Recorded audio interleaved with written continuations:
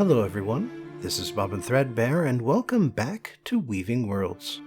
For today's video, we're continuing our look at monsters, fantasy races, and alien species that are commonly used throughout speculative fiction and which you can reinvent for your own setting. Specifically, today's focus will be on elves, the fair ones, the fae, and whatever other moniker you care to give them. What is an elf? The word elf comes from early Germanic, and even in the original myths and legends, there isn't much consensus on what an elf really is. The term may have been used to refer to the Norse gods, or it may have referred to wilderness spirits who assisted and harmed humanity at their whim. Sometimes elves live secretly among humans and must be placated or driven out, and sometimes they live apart from humans and must be kept at bay with iron horseshoes and pinches of salt. They can also be called fairies, sprites, fae, seelie, dwarfs, and other things. And depending on the variety, they may want to cause mischief, seduce humans, protect the home, or spirit away lone wanderers for decades at a time. The modern conception of the elf got its start from a few different sources, including Shakespeare's A Midsummer Night's Dream, Christmas elves who got combined with the Santa Claus myth, and J.R.R. Tolkien's The Hobbit and The Lord of the Rings. And these are some very different sources, so even in modern fiction, an elf can be a lot of very different things. Still, there are a few features that elves generally have in common. They all have pointed ears, greater access to magic than the average human, longer lifespans than humans, and a bit less often, elves are more at home in the wilderness than humans. Elven Superiority. Throughout the various settings that use them, elves tend to have a lot of advantages over humans and not a lot of drawbacks. There's the long lives and the magic powers that I mentioned, but depending on the setting, elves can also be taller than humans, more attractive, more intelligent, more graceful, more dangerous, and so on. And if that's not enough for you, a lot of settings have elves come in a variety of flavors, such as frost elves that can survive in the cold, sea elves that live underwater, high elves that can use even more magic, and dark elves that are more in tune with nature, or spiders. And that's all well and good. You can make a fantasy race or creature that's better off than humans, but you need to understand that creating a people who are superior in all ways to every other people can also create some pretty troubling implications. If the elves of your setting can do everything, and if they constantly show up to save the day, and if they all live in harmony with one another, and if they all abhor violence but beat down everyone when forced to fight, let's be honest here, you've created a master race. That's why it's good to give your elves some flaws and vices to balance out all of their advantages. For example, Tolkien's elves are immortal, beautiful, and wise, but they're also flighty and withdrawn. And in the end, they all leave Middle-earth entirely. You can also draw on old Germanic and English folklore for elven weaknesses, such as an aversion to iron or a love of cream, which intoxicates them the way that alcohol does for humans. Or if technology and magic are in opposition in your setting, then maybe as magical creatures, technology weakens them. Elves as tricksters. If the elves of your setting are powerful, magical, and only appear to be human, then you can easily use them as tricksters or comic relief.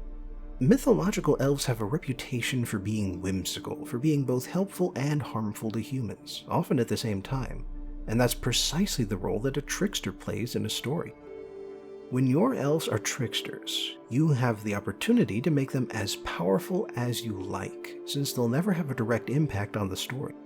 Instead, their role is to grant wishes, but not the exact wish the wisher wants.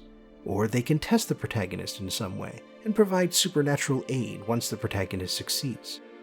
And bear in mind, the test does not have to be intentional on the part of the elf. What I mean is that the elf must somehow challenge the protagonist, and the protagonist must somehow benefit from the challenge at a later point in the story. It's basic hero's journey stuff.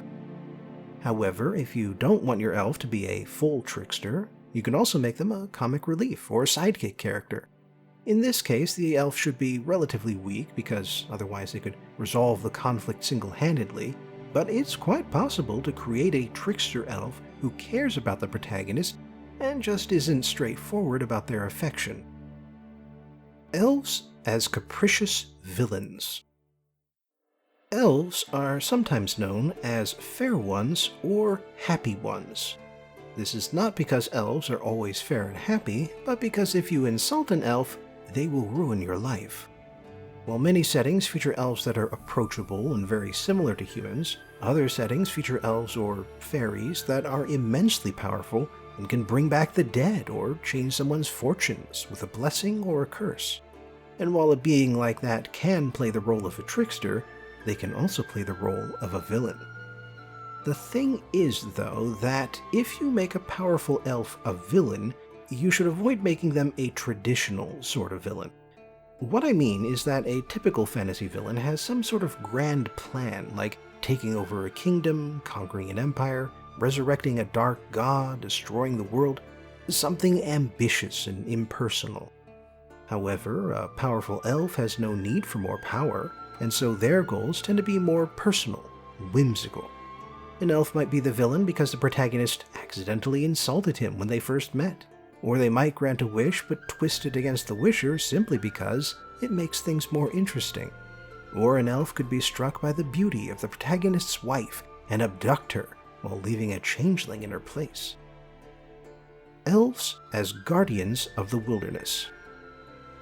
Elves are often used to represent the wilderness, the untamed regions of the world where humanity is unwelcome and the dangers are constant and unknown. If you decide to lean on this aspect, then elven magic isn't necessarily powerful so much as it is unknown. A human might even be able to master elven magic, assuming that they too embrace the wilderness. Another way to represent this connection is to make elves inescapably creatures of the forest. In the Glorantha setting, for instance, elves are humanoid trees, and so in a very real sense, wherever they go, they bring the forest with them. Another thing you can do is make iron and technology harmful to elves, and so even if an elf wanted to explore a human city, they would feel uneasy at best and physical pain at worst. Or maybe elves only exist when people believe in them, and so as technology advances and people stop fearing the wilderness, people also stop believing in elves and the elven population diminishes. Elves as the oppressed. In the Witcher setting, elves used to rule an empire on the continent where the setting takes place. However, humans arrived from across the ocean and destroyed this empire as they invaded. While elves had long lives and powerful magic, humans were more vicious and had bigger numbers. These days, elves live in forests not because they like it there, but because that's how they can avoid oppression and genocide at the hands of human racists. In the Dragon Age setting, elves used to rule an empire on the continent where the setting takes place.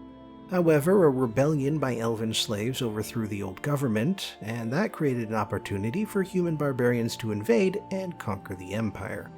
These days, elves either live in walled ghettos inside of human cities, or they live in nomadic bands that do their best to keep the old traditions alive. Elves as an oppressed minority makes a certain kind of sense, depending on which traits you give them. In a lot of settings, elves are a bit smaller than humans and physically frail, and so if you also give them traits like peaceful and technophobic, then yeah, baseline humans would stomp all over them. This approach can provide you with an interesting juxtaposition, since, like I said earlier, elves are often portrayed as being superior to humans, and yet they have been defeated and oppressed by the supposedly inferior humans.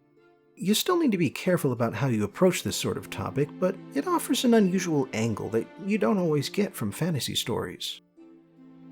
Elves as the oppressors.